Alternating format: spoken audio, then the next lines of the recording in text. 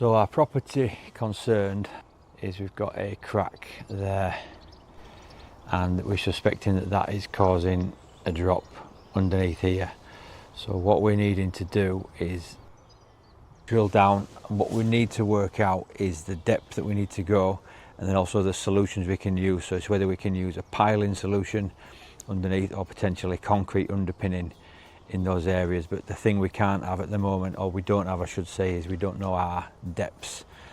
So while we don't know the depth that we're going or the best solution, we'd need a structural engineer to work that out. So we'd have to do this investigative work to start with to find out what the best solution is going to be.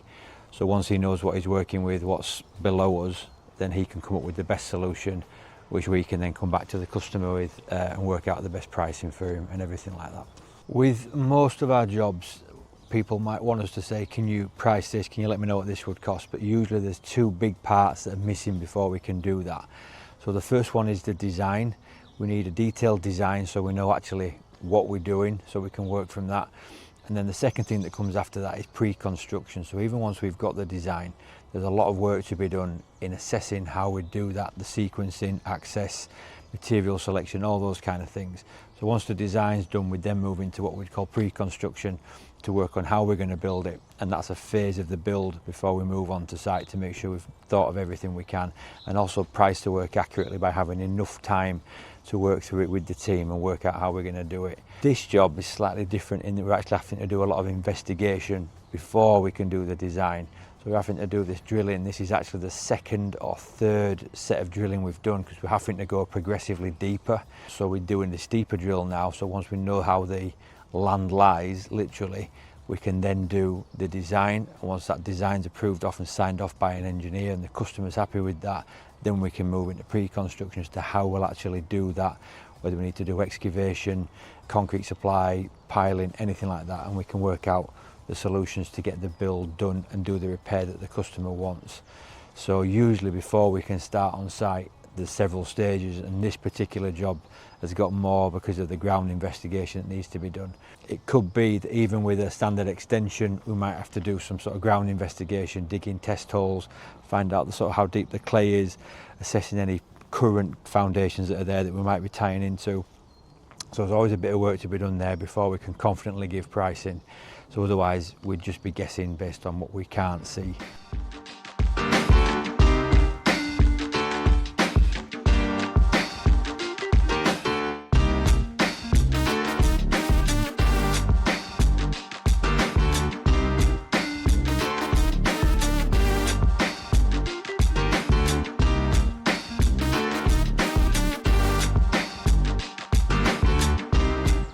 So the team are here, you can see them just over there behind me. So they've come and they've got the rig. So what they've had to do is set that up, and then they're digging now a hole to get the drill started, and they're taking out just a bit of the earth that they can put back, because obviously we don't want to leave a big open hole going down. So they're taking out some earth to sort that out. And then they've also had to manoeuvre the rig in to get it under the telegraph wires, which we can see. So they've managed to get it under those, so a little bit tricky. And they're getting that set up, and then I think pretty soon they'll start drilling, and then they reckon we've got about 10 metres to go. But overall we're looking to go 30 metres, so it's going to take some time, and they think they're going to hit rock, so it's going to take some time and a bit of effort on the machine's part. So we'll see how we get on. I'm probably going to need my ear muffs on pretty soon, I think.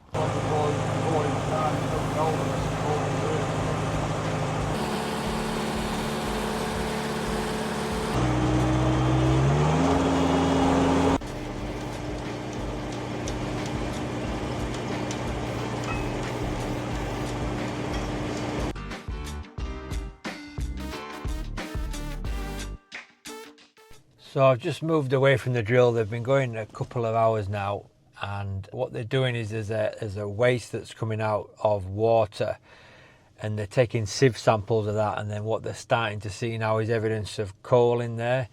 So they've gone down to a certain depth, and they've possibly not hit the coal seam, but they looks like they're near to it now, because we're seeing deposits of coal that are coming up from the water that they're pumping in to keep the drill moving.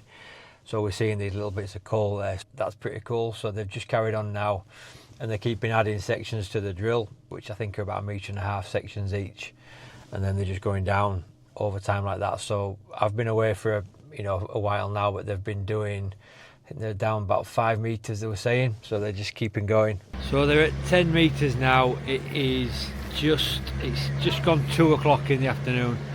Yeah, they've hit 10 meters. They've had to go off and get more water as they're using that to lubricate the hole as they go down.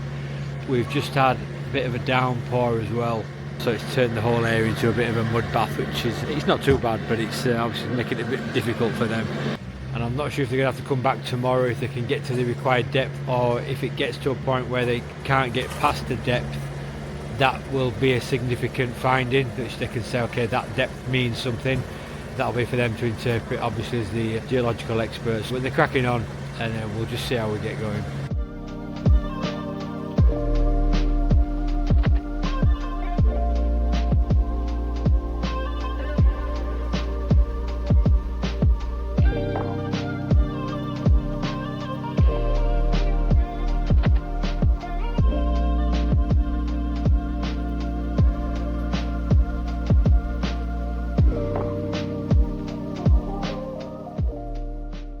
So there's been several issues, but they've managed to really get going now, and they've gone down. I think they're getting to about 20 meters. As a observer, I can tell they're doing more because they're adding on more and more drill sections, so they keep stopping, adding a section to the drill, and down it goes. So they've just kept going down and down now.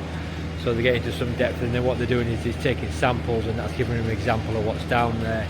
And we're seeing bits of coal, bits of shale, all sorts of different bits of rock. So they're analysing that, and there's also a core sample that's come out. Like a long tube, and that's going to be taken away and analysed to give us some ideas. They said they've had a lot of difficulties with it today. We did have an absolute belt down of rain about an hour ago, which hasn't helped. That's got everything wet through, but they still have it. Anyway, so they're cracking on, and then we'll be here for, I think, another hour or so at least. It is 4:30, and they've just hit about 20 metres, and we've had the geotechnical guy here, and he says that's going to be deep enough, so we could keep going. But that's potentially just going to find more of the same. And what they've found is they had an idea of what was there, so they've done some research on the area, and they said we're expecting to hit this seam at this level, this seam at that level. And as they've gone down from the samples that are coming out, they are hitting what they're expecting. So we've hit coal, we've hit shale, so everything's as should be. So if we go down further, they can assume now safely that it's as we expect it to be based on past evidence. So we've got proof of that, if you like. So it sounds like 20 metres is going to be enough. But yeah, they've done that for today, and I think they're going to have to get the hole. So if you imagine, that's gone 20 metres down, so there's now 20 metres of drill down in the ground that they need to get out. So there's a bit of work to do yet. So we're not going to be off site for a while, but yeah, I think that's as deep as we're going to go for now. So it's just coming up to 5:30, so they finished at 20.3 metres. And then they've had to take all those sections out, so the 20 metre drills have come out, and then they've also got a core section which the drill goes inside, so they're taking that out now. So I'll just show you. So the guys are super busy with it, and everything's absolutely muddied up, and I'm avoiding all the mud. Another issue that we had today was the water bowser. So they brought a lot of water with them to help lubricate the hole as it went in, and then they've lost a lot of that water into the earth, so to speak, so they've had to go and get more water to fill that back up. So that was a bit of a headache for them, so it's been a tricky job. So yeah, you can see the bowser there, look. I think that's a couple of thousand litres, so they had to fill that up, so a few headaches. I think we'll be away around 6 o'clock, so that's nearly sort of 10 hours on site drilling.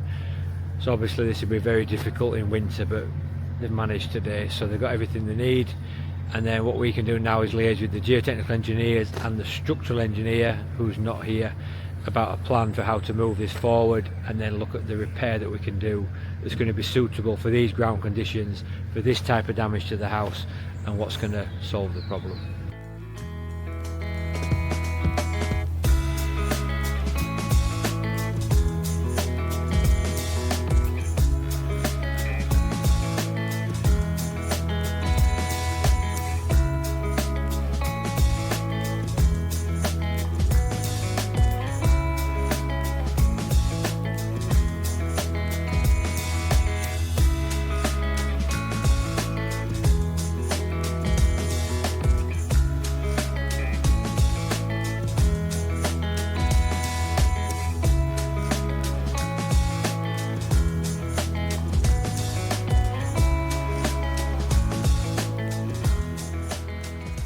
Okay, so that's us. It is 20 to 7. You can see the last vehicle there is just pulling away.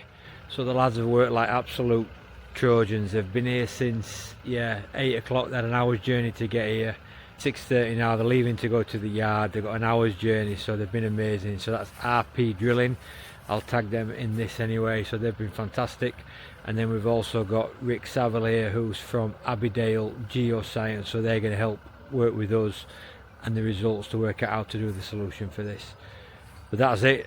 That's been a long day. I'm going to jump in the van and drive back to Ilkley, and then we'll catch you on the next one. Alright, bye.